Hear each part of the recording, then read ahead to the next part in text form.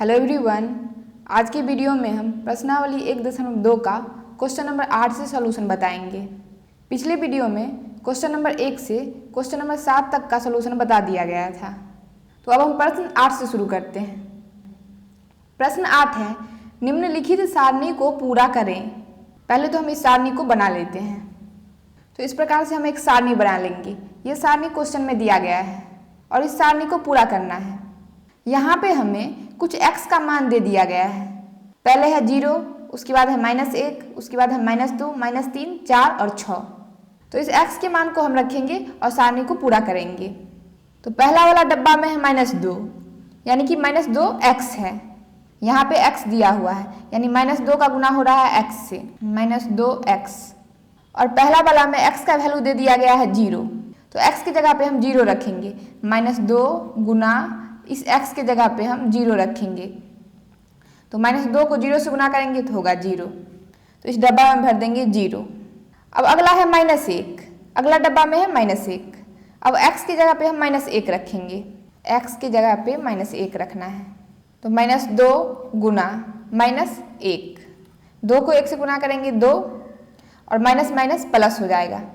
तो यहाँ पे लिखा जाएगा 2, प्लस में 2 लिखाएगा। उसके बाद अगला है x की जगह पे -2 है। अब x की जगह पे -2 रखना है। तो -2 गुना -2 बराबर 2 दूना 4 और माइनस माइनस प्लस। तो इस -2 वाले डब्बा के नीचे लिखा जाएगा 4। अगला है -3। अब x की जगह पे -3 रखना है। तो -2 गुना -3 बराबर हो जाएगा 3 दूना 6 और माइनस माइनस प्लस। तो यहाँ पे 6 भरा जाएगा। उसके बाद है 4। अब x के जगह पे 4 रखना है। -2 गुना 4 बराबर 8। एक माइनस में है और एक प्लस में है, तो प्लस माइनस माइनस हो जाएगा। तो यहाँ पे भराएगा -8। उसके बाद अगला मान है 6। अब x के जगह पे हमें 6 रखना है। तो -2 गुना 6 बराबर 12 और प्लस माइनस माइनस हो जाएगा। यहाँ पे भरा जाएगा -12। तो -2x वाला डब्बा पूरा हो गया। अब हम अगला में चलते हैं। अगला है -3, यानी कि -3x। और पहला में x का वैल्यू है 0, यानी कि x की जगह पे हमें 0 रखना है। तो -3 गुना 0, 3 को 0 से गुना करेंगे 0, इसमें क्या भर देंगे 0। अब अगला में x का वैल्यू है -1, तो 3 को 1 से गुना करेंगे तो 3 होगा और माइनस माइनस प्लस। तो यहाँ पे +3 हो जाएगा आंसर। फिर अगला वैल्यू है -2, तो 3 को गुना कर देंगे 2 से, हो जाएगा 6 और माइनस माइनस प्लस। तो यहाँ पे प्लस में 6 लिखाएगा। फिर अगला वैल्यू है -3, तो 3 को 3 से गुना करेंगे तो होगा 9 और माइनस माइनस प्लस 9 होगा। फिर अगला वैल्यू है 4, तो 3 चौके 12 और एक प्लस है एक माइनस है, तो यहाँ पे आंसर होगा माइनस में, -12 हो जाएगा। फिर अगला वैल्यू है 6, तो 3 छके 18, एक प्लस में है, यहाँ पे देख सकते हैं -3 है, -3 का गुना 6 से होगा तो -18 होगा। तो प्लस माइनस माइनस होता है। तो -3x वाला डब्बा भरा गया। अब अगला देखिए क्या है। अगला है -4। अब हम -4x वाला भरेंगे। -4x वाला देखिए, पहला में है 0, तो x की जगह पे हम 0 रखेंगे। तो -4 गुना 0, 4 को 0 से गुना करेंगे 0। फिर देखिए 4 एकम 4 माइनस माइनस प्लस, फिर 4 दूना 8 माइनस माइनस प्लस, फिर 4 तिया 12 माइनस माइनस प्लस, फिर 4 चौके 16, एक प्लस में है, यहाँ पे देख सकते हैं ये वाला 4 जो है वो प्लस में है और यहाँ वाला 4 माइनस में है। तो प्लस माइनस माइनस हो जाएगा। तो यहाँ पे लिखाएगा -16। फिर 4 छक्के 24 और यहाँ पे माइनस में होगा क्योंकि एक प्लस है एक माइनस है। तो -4x वाला हो गया। अब अगला देखिए क्या है। अगला है -1। अब -1x वाला भरेंगे। तो -1 और x की जगह पे क्या है 0, तो यहाँ पे क्या लिखाएगा 0, क्योंकि 1 को 0 से गुना करेंगे 0 होगा। 0 में प्लस माइनस नहीं दिया जाता है। इसी प्रकार से सभी मान को हम x की जगह पे रखेंगे। तो 1 को 1 से गुना करेंगे तो कितना होगा 1 होगा, माइनस माइनस प्लस। 1 को 2 से गुना करेंगे 2 माइनस माइनस प्लस। फिर 1 को 3 से गुना करेंगे 3 माइनस माइनस प्लस। फिर 4 एकम 4, एक माइनस है तो यहाँ पे माइनस लगेगा। फिर 6 एकम 6, एक माइनस है तो माइनस लगेगा। तो -1x वाला डब्बा भरा गया। अब अगला है 5, यानी 5x वाला डब्बा आप भरेंगे। तो पहले x का वैल्यू कितना है 0, तो x की जगह पे हम 0 रखेंगे, 5 को 0 से गुना करेंगे तो 0 होगा। फिर 5 एकम 5 और यहाँ पे आंसर माइनस में होगा, क्योंकि एक प्लस में है एक माइनस में है, इसलिए 5 प्लस में है और एक जो है माइनस में है। फिर 5 दूना 10, एक माइनस है तो यहाँ माइनस लगेगा। फिर 5 दिया 15, एक माइनस है तो माइनस लगेगा। फिर 5 चौके 20, दोनों प्लस में ही है तो प्लस में आंसर। फिर 5 छक्के 30, दोनों प्लस में है तो प्लस में आंसर होगा, प्लस 30 होगा। तो प्रश्न 8 का सारणी पूरा भरा गया। इस प्रकार से x का वैल्यू रखेंगे और सारणी पूरा भरा जाएगा। तो प्रश्न 8 हो गया समाप्त। अब हम प्रश्न 9 में चलेंगे। प्रश्न 9 देखिए क्या है। प्रश्न 9 है, निम्नलिखित में कौन सत्य है और कौन असत्य है। तो 9 में कुछ कथन दिया गया है, इसमें सत्य असत्य को चुनना है, देखना है कौन सत्य है और कौन असत्य है। तो पहले हम 9 का पहला लेते हैं। 9 का पहला है -20 का योज्य प्रतिलोम 20 है। अब इसमें पता करना है कि ये कथन सत्य है या असत्य है। यहाँ पे योज्य प्रतिलोम दिया गया है, तो योज्य प्रतिलोम हम उसे बोलेंगे जब दो संख्याओं का योगफल 0 हो, यानी अगर हम दो संख्याओं को जोड़ेंगे तो दोनों संख्याओं का योगफल अगर 0 आए तो दोनों संख्या एक दूसरे का योज्य प्रतिलोम होगा। जैसे कि हम 3 लेते हैं, 3 में हम जोड़ देंगे -3 तो क्या आ जाएगा 0 आ जाएगा। तो ये दोनों संख्या एक दूसरे का योज्य प्रतिलोम है। जैसे कि -5 लेते हैं, -5 में हम जोड़ देंगे 5 तो कितना आ जाएगा 0 आएगा। तो ये दोनों संख्या एक दूसरे का योज्य प्रतिलोम है। तो इस प्रश्न में दिया गया है -20 का योज्य प्रतिलोम 20 है।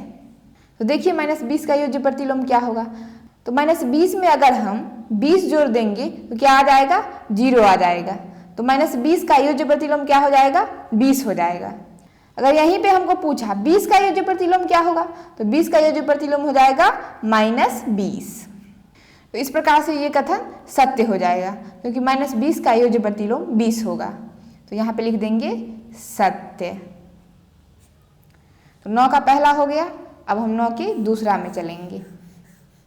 9 का दूसरा है, किसी पूर्णांक का योज्य प्रतिलोम प्राप्त करने के लिए उसमें 0 से गुना करते हैं। तो चलिए इसको बना करके देख लेते हैं। जैसे कि हम 5 लेते हैं, 5 का हमें योज्य प्रतिलोम प्राप्त करना है। तो अभी जस्ट हम 9 का पहला में क्या बोले हैं, जब दो संख्याओं का योगफल 0 हो तो दोनों संख्या एक दूसरे का योज्य प्रतिलोम कहलाता है। तो 5 में अगर हम जोड़ देंगे -5 तो क्या आ जाएगा 0 आ जाएगा। लेकिन इस प्रश्न में दिया हुआ है किसी पूर्णांक का योज्य प्रतिलोम प्राप्त करने के लिए उसमें हम 0 से गुना करते हैं, तो ये कथन असत्य हो जाएगा, क्योंकि योज्य प्रतिलोम में जोड़ा जाता है न कि गुना किया जाता है, इसलिए ये कथन असत्य हो जाएगा। तो 9 का दूसरा हो गया। अब 9 के तीसरा में चलते हैं। 9 का तीसरा है, 5 ऋण पूर्णांकों का गुणनफल धन पूर्णांक होता है। पूछ रहा है 5 ऋण पूर्णांकों को हम गुना करेंगे तो धन पूर्णांक होगा। तो हम 5 ऋण पूर्णांक लेते हैं। जैसे हम लेते हैं 2, -2 गुना -2 गुना -2 गुना -2, 1 2 3 4, एक और ले लेंगे तो 5 हो जाएगा। तो यहाँ पे आप देख सकते हैं हम 5 ठो ऋण पूर्णांक लिए हैं। यहाँ पे माइनस का चिन्ह लगा हुआ है, ऋण पूर्णांक में हमेशा हम माइनस का चिन्ह लगाएंगे। तो चलिए इसको गुना करके देखते हैं। पहले हम सबको गुना कर लेते हैं। 2 दूना 4 दूना 8 दूना 16 दूना 32 होगा। अब देखिए इसमें धन पूर्णांक होगा या ऋण पूर्णांक होगा। यहाँ पे आप देख सकते हैं माइनस का गुना माइनस से होगा तो प्लस हो जाएगा, फिर माइनस का गुना माइनस से होगा तो प्लस हो जाएगा। तो यहाँ तक आ गया हमको प्लस, उसके बाद बच गया एक और माइनस। तो इस प्लस का गुना माइनस से करेंगे तो माइनस होगा, तो यहाँ पे लिख देंगे माइनस। इस प्रकार से आप देख सकते हैं प्लस का गुना अगर माइनस से होगा तो माइनस होगा, माइनस का गुना प्लस से होगा तो माइनस होगा, माइनस का गुना माइनस से होगा तो प्लस हो जाएगा, प्लस का गुना प्लस से होगा तो प्लस होगा। ये हमेशा याद रखना है। तो यहाँ पे हम 5 ऋण पूर्णांकों को गुना किए हैं तो आंसर आया एक ऋण पूर्णांक। लेकिन इस प्रश्न में दिया हुआ है 5 ऋण पूर्णांकों का गुणनफल धन पूर्णांक होता है, लेकिन यहाँ पे हमको आ रहा है ऋण पूर्णांक, तो यह कथन हो जाएगा असत्य। तो 9 का तीसरा हो गया। अब हम 9 की चौथा में चलेंगे। 9 का चौथा है 4 ऋण पूर्णांकों का गुणनफल धन पूर्णांक होता है। अब हम 4 ऋण पूर्णांक लेते हैं, -2 गुना -2 गुना -2 गुना -2। अब देखिए इसको गुना करके धन पूर्णांक आता है या ऋण पूर्णांक आता है। 2 दूना 4 दूना 8 दूना 16। अब देखिए माइनस माइनस प्लस, फिर माइनस माइनस प्लस हो जाएगा, तो आंसर किस में आएगा? प्लस में आएगा, यानी कि ये धन पूर्णांक है। तो 4 ऋण पूर्णांक को गुना किए तो हमें धन पूर्णांक प्राप्त हुआ। और क्वेश्चन में भी बोल रहा है 4 ऋण पूर्णांकों का गुणनफल धन पूर्णांक होता है, तो ये कथन हो जाएगा सत्य। 9 का 4 हो गया। अब हम 9 के 5 में चलेंगे। 9 का 5वां है -4 गुना 1 बराबर -4। अब देखिए ये सत्य है या असत्य। तो 4 को 1 से गुना करेंगे तो 4 होगा, और एक माइनस में है और एक प्लस में है, तो माइनस का गुना अगर प्लस से होगा तो हो जाएगा माइनस। तो यहाँ पे माइनस का गुना हो रहा है प्लस से, तो प्लस माइनस क्या हो जाएगा? माइनस। और यहाँ पे माइनस का चिन्ह है भी, तो -4 को 1 से गुना करेंगे तो होगा -4।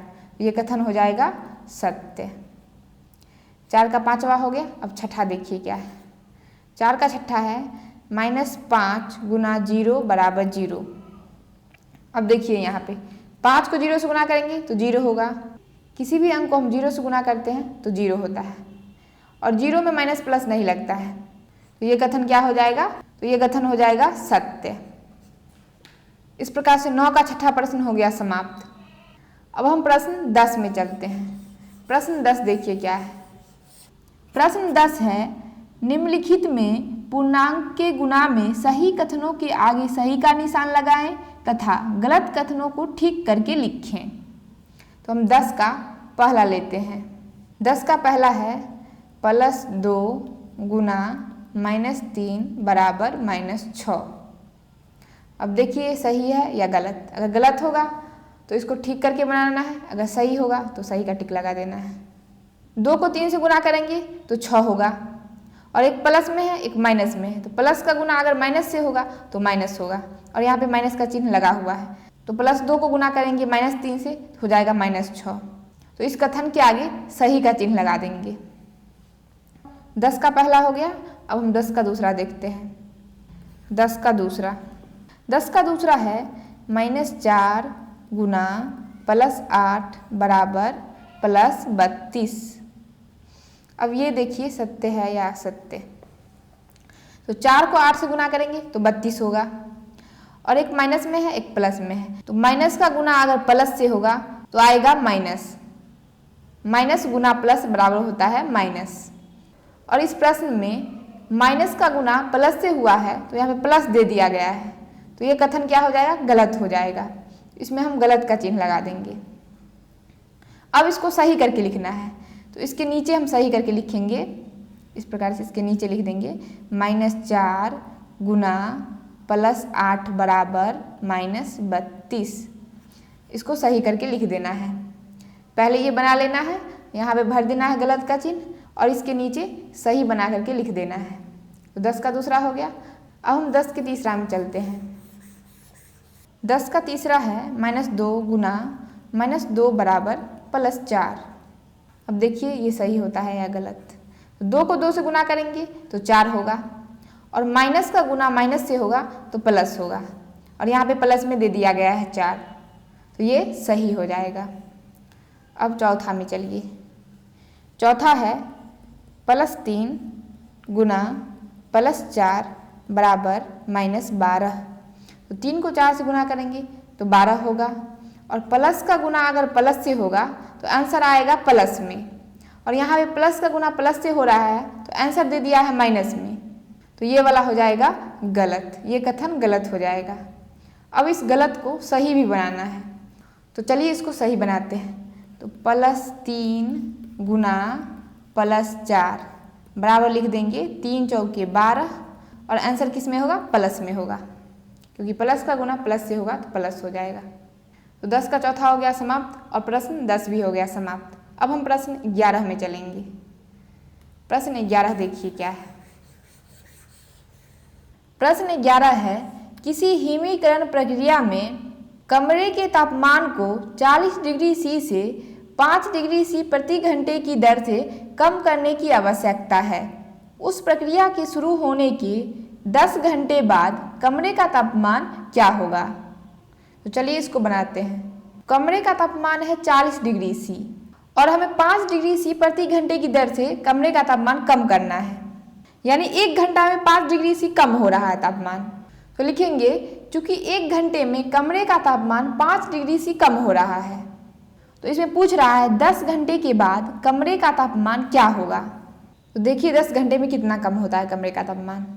तो लिखेंगे इसलिए 10 घंटे में कमरे के तापमान में कमी बराबर 1 घंटा में 5 डिग्री सी कम हो रहा है, तो 10 घंटा में 10 गुना 5 बराबर 10 पचे 50 डिग्री सी। तो 10 घंटे में कमरे का तापमान 50 डिग्री सी कम होगा। तो अभी कमरे का तापमान कितना है? 40 डिग्री सी है। कमरे का तापमान दे दिया गया है 40 डिग्री सी, 40 डिग्री सी, और 10 घंटे में कमरे के तापमान में कमी हो रहा है 50 डिग्री सी, तो घटा देंगे हम 50 डिग्री सी। तो 50 में से 40 घटाएंगे तो होगा 10, और माइनस वाला बड़ा है तो आंसर देंगे माइनस में, तो -10 डिग्री सी हो जाएगा। तो लिख देंगे अतः 10 घंटे बाद कमरे का तापमान बराबर -10 डिग्री सी। तो प्रश्न 11 हो गया समाप्त। अब हम प्रश्न 12 में चलते हैं। प्रश्न 12 देखिए क्या है। प्रश्न 12 है 10 प्रश्नों वाले एक कक्षा टेस्ट में प्रत्येक सही उत्तर के लिए 5 अंक दिए जाते हैं और प्रत्येक गलत उत्तर के लिए -2 अंक दिए जाते हैं एवं प्रयत्न नहीं किए गए प्रश्नों के लिए 0 दिया जाता है। तो 12 के पहला में पूछ रहा है मोहन 4 प्रश्नों का सही और 6 प्रश्नों का गलत उत्तर देता है, तो उसके द्वारा प्राप्त अंक कितने हैं? तो चलिए पहले हम इसके डाटा को लिख लेते हैं। क्या क्या दिया हुआ है उसको पहले लिख लेते हैं, उसके बाद हम प्रश्न बनाएंगे। तो लिखेंगे सही उत्तर के लिए मिलने वाले अंक बराबर 5। सही उत्तर के लिए 5 अंक मिल रहा है, प्रश्न 12 में दिया हुआ है। और गलत उत्तर के लिए मिलने वाले अंक है -2। गलत उत्तर पे -2 अंक मिल रहा है। तो सही उत्तर के लिए 5 अंक मिल रहा है और गलत उत्तर के लिए -2 अंक मिल रहा है। तो चलिए अब हम 12 के पहला में चलते हैं। तो मोहन 4 प्रश्न का सही उत्तर देता है। तो पहले हम सही प्रश्न के लिए मोहन का कुल अंक निकालेंगे, जो सही प्रश्न के लिए उसको कितना अंक मिल रहा है। तो 4 प्रश्न का मोहन सही उत्तर दे रहा है, तो लिखेंगे 4 सही उत्तर के लिए मोहन का अंक। तो एक सही उत्तर के लिए हमें 5 अंक मिल रहा है, तो 4 सही उत्तर के लिए कितना मिलेगा? 4 गुना 5 बराबर 20। तो मोहन 4 सही उत्तर बनाता है तो उसको 20 अंक मिलता है, और 6 उत्तर जो है वह गलत बना देता है। अब हम गलत उत्तर का अंक निकालेंगे। 6 गलत उत्तर के लिए मोहन का अंक। तो एक गलत उत्तर के लिए -2 अंक मिल रहा है, तो 6 गलत उत्तर बनाया है, तो 6 गुना -2 बराबर -12। तो मोहन को 6 गलत उत्तर बनाने पे -12 अंक मिल रहा है। अब हम मोहन का कुल अंक निकालेंगे। कुल अंक को हम नीचे में लिख लेते हैं। तो लिखेंगे मोहन के द्वारा प्राप्त कुल अंक बराबर, दोनों अंक को हम जोड़ देंगे, 20 जोड़ -12। सही उत्तर पे +20 अंक मिला है और गलत उत्तर पे -12 अंक मिला है। तो हम दोनों को जोड़ देंगे तो मोहन का कुल अंक निकल जाएगा। इसको और हम नीचे लिख लेते हैं, यहाँ पे नहीं हटेगा। -12 है तो 20 + -12, 20 में से 12 घटाएंगे तो हो जाएगा 8। तो मोहन के द्वारा प्राप्त कुल अंक हो जाएगा 8। इस प्रकार से 12 का पहला हो गया समाप्त। अब हम 12 के दूसरे प्रश्न में चलेंगे। 12 का दूसरा प्रश्न देखिए क्या है, उसके नीचे हम बनाएंगे। वो जो 12 प्रश्न का डाटा लिखे हैं उसको वैसे ही छोड़ देंगे, उसके नीचे बनाएंगे। 12 का दूसरा है रेशमा के 5 उत्तर सही है और 5 उत्तर गलत है, उसके द्वारा प्राप्त अंक कितने हैं। फिर वही प्रश्न है, यहाँ पे रेशमा है जिसने 5 उत्तर सही बनाया है और 5 उत्तर गलत बनाया है। पूछ रहा है रेशमा का प्राप्त कुल अंक कितना होगा। तो लिखेंगे 5 सही उत्तर के लिए रेशमा का अंक। तो एक सही उत्तर के लिए 5 अंक मिल रहा है, तो 5 सही उत्तर के लिए 5 गुना 5 बराबर 25। सही उत्तर के लिए रेशमा को 25 अंक मिलेगा। अब हम गलत उत्तर के लिए अंक निकालेंगे। 5 गलत उत्तर बनाती है, 5 गलत उत्तर के लिए रेशमा का अंक बराबर। तो एक गलत उत्तर के लिए -2 अंक मिलता है, तो 5 गलत उत्तर के लिए 5 गुना -2 बराबर -10। तो गलत उत्तर के लिए रेशमा को -10 अंक मिलेगा। अब हम रेशमा का कुल अंक निकाल लेते हैं, दोनों को जोड़ देंगे तो रेशमा का कुल अंक निकल जाएगा। तो रेशमा के द्वारा प्राप्त कुल अंक बराबर 25 जोड़ -10। तो 25 प्लस माइनस 10, 25 में से 10 घटा देंगे तो हो जाएगा 15। तो रेशमा के द्वारा प्राप्त कुल अंक हो जाएगा 15। तो 12 का दूसरा हो गया। अब हम 12 के तीसरा में चलेंगे। 12 का तीसरा देखिए क्या है। 12 का तीसरा है, हीना ने कुल 7 प्रश्न किए हैं, उनमें से 2 का उत्तर सही है और 5 का उत्तर गलत है, तो उसे कितने अंक प्राप्त होंगे। अब एक हीना है, उसका 2 उत्तर सही है और 5 उत्तर गलत है। पूछ रहा है हीना के द्वारा प्राप्त कुल अंक कितना होगा। फिर हम उसी प्रकार से बनाएंगे। तो लिखेंगे 2 सही उत्तर के लिए हीना का अंक बराबर 2 गुना, एक सही उत्तर के लिए 5 अंक मिल रहा है, 2 गुना 5 बराबर 10। तो 2 सही उत्तर के लिए 10 अंक मिलेगा और 5 का गलत उत्तर बना लेती है। तो अब हम 5 गलत उत्तर के लिए अंक देखेंगे कितना मिल रहा है हीना को। तो 5 गलत उत्तर के लिए हीना का अंक बराबर 5 गुना, एक गलत उत्तर के लिए -2 अंक मिल रहा है।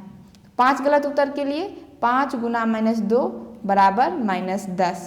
तो 5 गलत उत्तर के लिए हीना को -10 अंक मिलेगा। अब हम हीना का कुल अंक निकालेंगे, दोनों को जोड़ देंगे तो हीना का कुल अंक निकल जाएगा।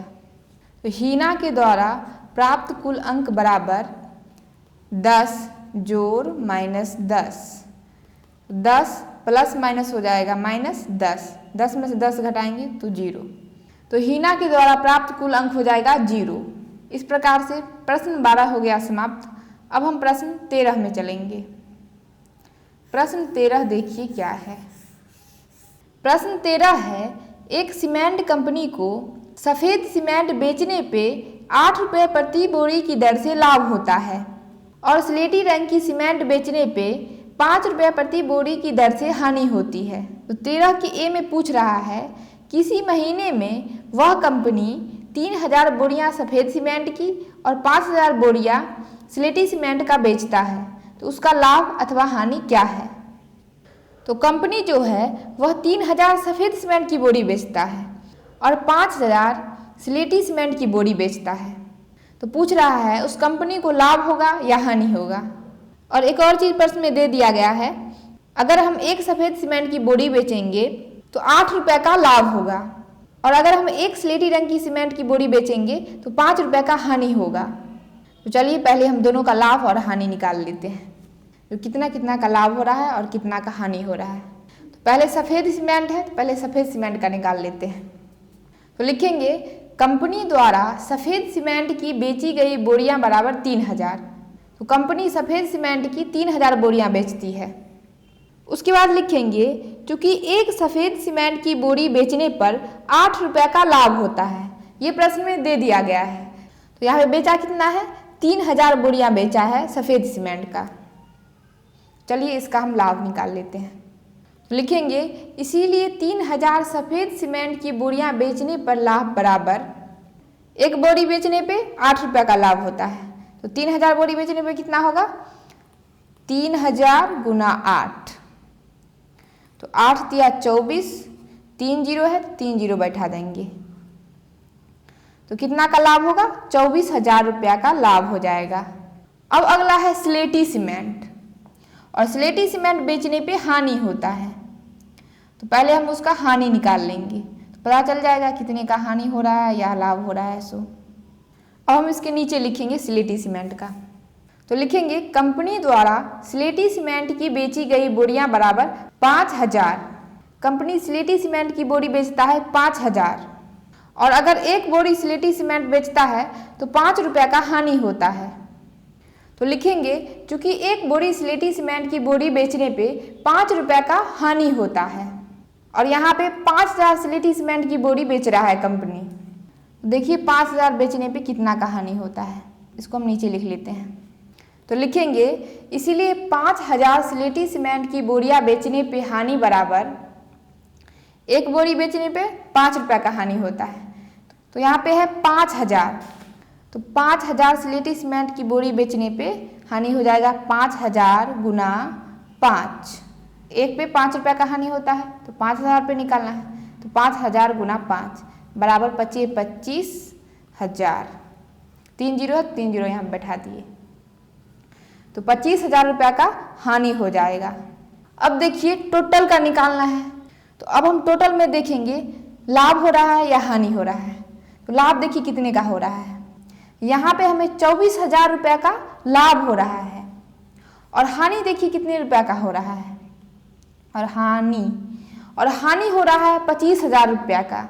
24,000 रुपये का लाभ हो रहा है और 25,000 रुपये का हानि हो रहा है, तो हानि तो ज़्यादा हो रहा है, तो कंपनी को इसमें हानि होगा।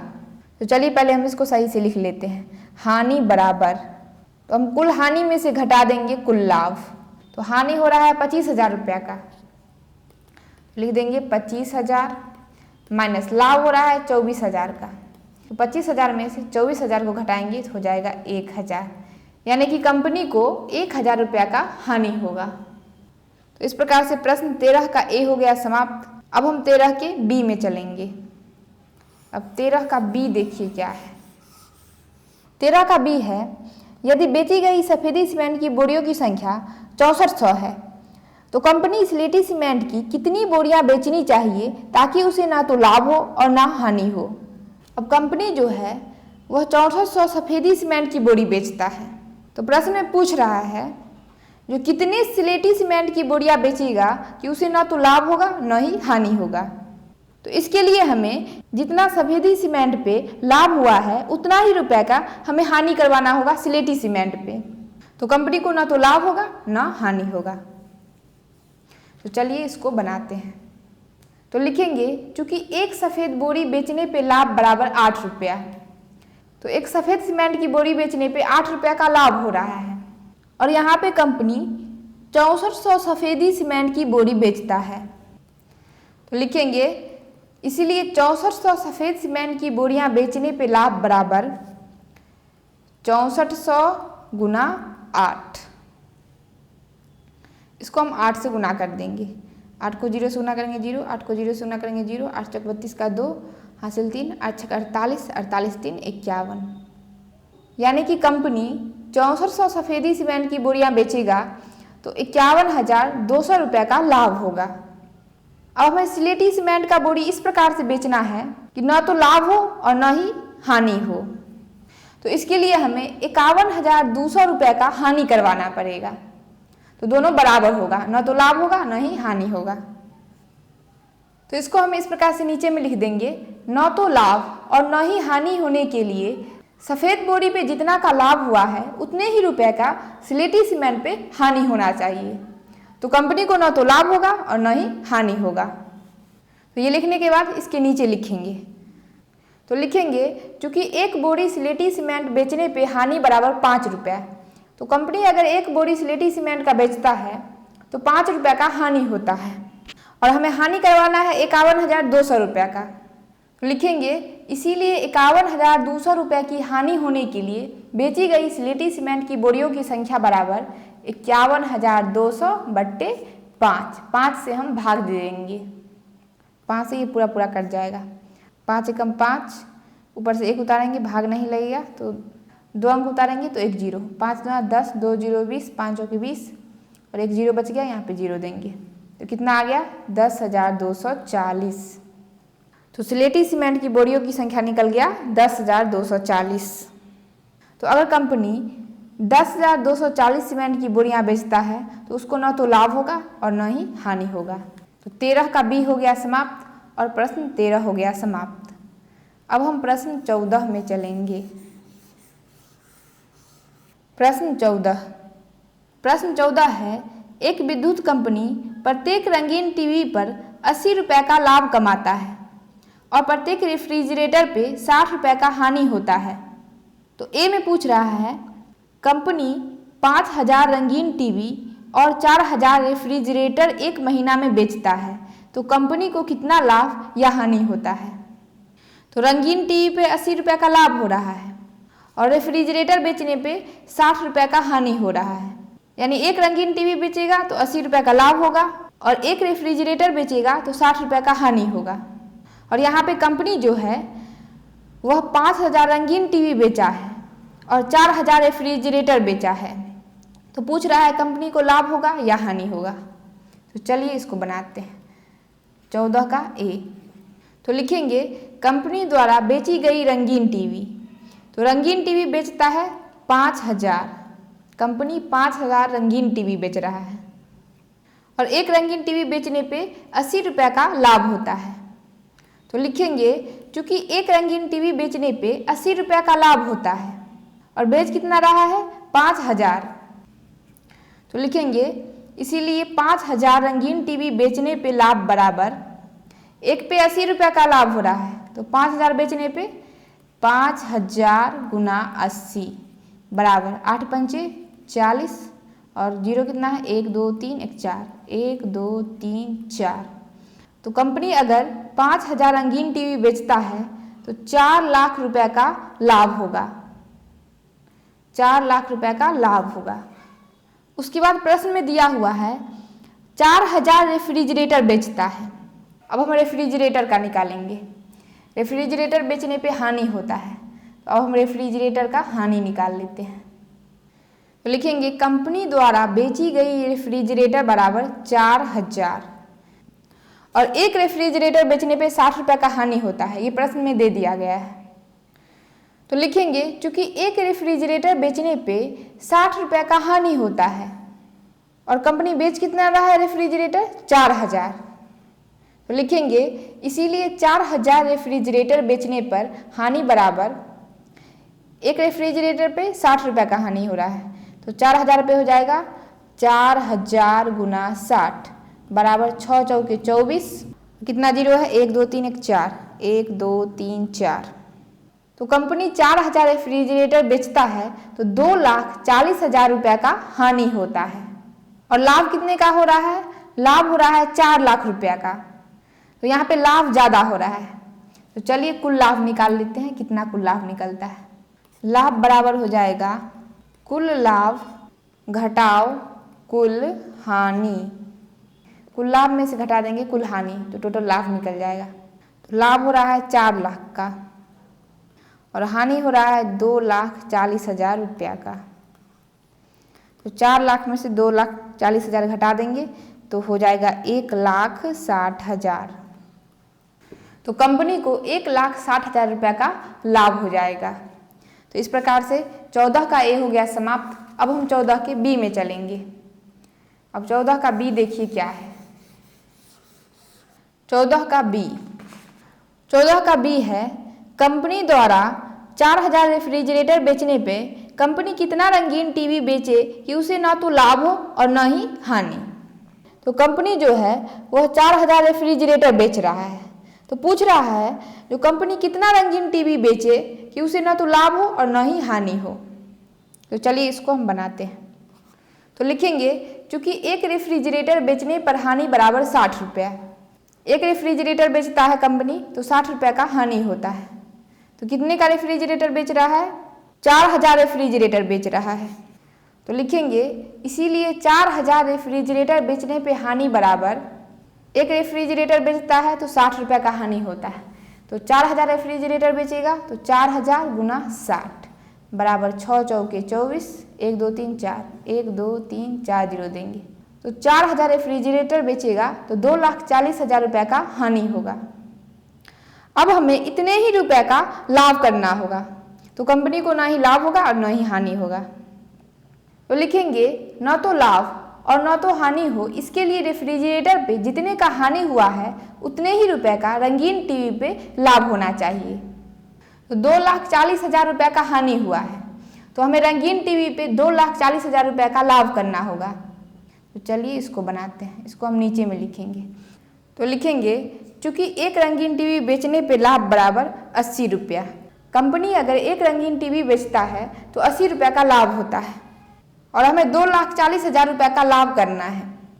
तो लिखेंगे इसीलिए 2,40,000 रुपये लाभ होने के लिए बेची गई रंगीन टीवी की संख्या बराबर 2,40,000 बट्टे 80। 80 से हम 2,40,000 में भाग देंगे तो एक जीरो से एक जीरो कट जाएगा और यह 8 से पूरा पूरा कट जाएगा। 8 तिया 24 यहाँ पे लिखते हैं और कितना जीरो बच गया, 1 2 3, तो यहाँ पे 3 जीरो बैठा देंगे। अगर कंपनी 3,000 रंगीन टीवी बेचेगा तो न तो उसे लाभ होगा और न ही हानि होगा। तो 14 का बी हो गया समाप्त और प्रश्न 14 भी हो गया समाप्त।